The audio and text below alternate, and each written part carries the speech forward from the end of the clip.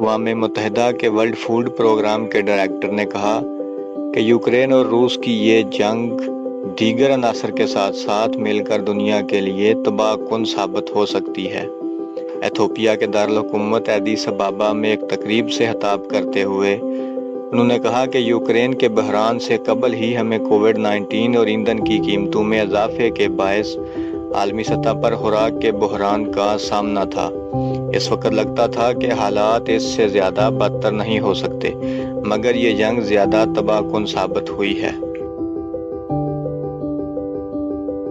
انہوں نے مزید کہا کہ اگر اس بحران پر قابو نہ پایا گیا تو عالمی سطح پر قحط سالی، عدم استحکام اور بڑے پیمانے پر نقل مکانی جیسے مسائل کا سامنا ہو سکتا ہے۔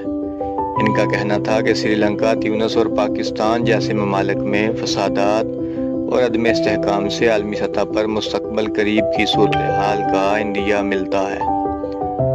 ڈیوڈ بیسلے نے کہا کہ اس وقت بہترین کام یہی ہو سکتا ہے کہ روس اور یوکرین کی جنگ ختم ہو اور یوکرین کی بندرگاہ کھل جائے۔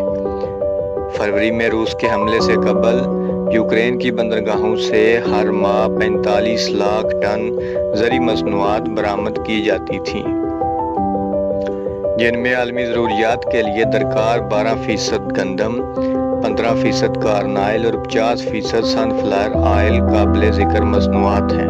ورلڈ فوڈ پروگرام کے یوکرین میں عہدیدار نے کہا کہ یہ جنگ بھوک کے لیے تباہ کن بحران کی جانب لے جا رہی ہے۔